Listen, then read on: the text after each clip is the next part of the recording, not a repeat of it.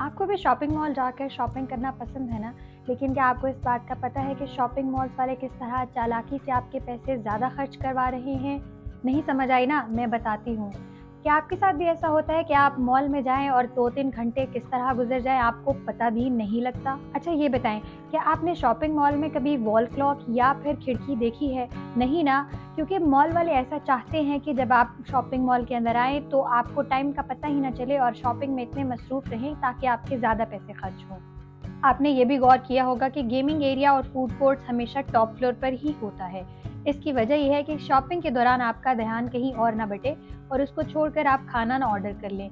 मतलब ये कि पहले जमकर शॉपिंग करें और बाद में खाना खाएं। और अगर आप खाना खाने ही आए हैं तो आपको सारे फ्लोर से होते हुए ऊपर जाने का मौका मिलेगा।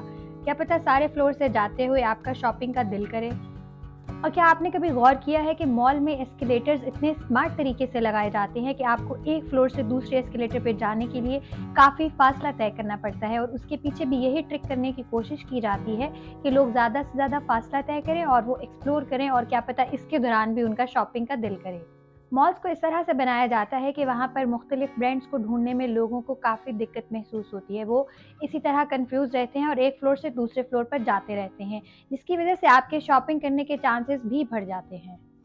और क्या आपने कभी देखा है कि मॉल्स के बाहर कुछ ऐसी चीज़ें ज़रूर बनाई जाती हैं जिसके साथ लोग रुक-रुक कर तस्वीर खींचते हैं और फिर उनको सोशल मीडिया पर शेयर भी करते हैं।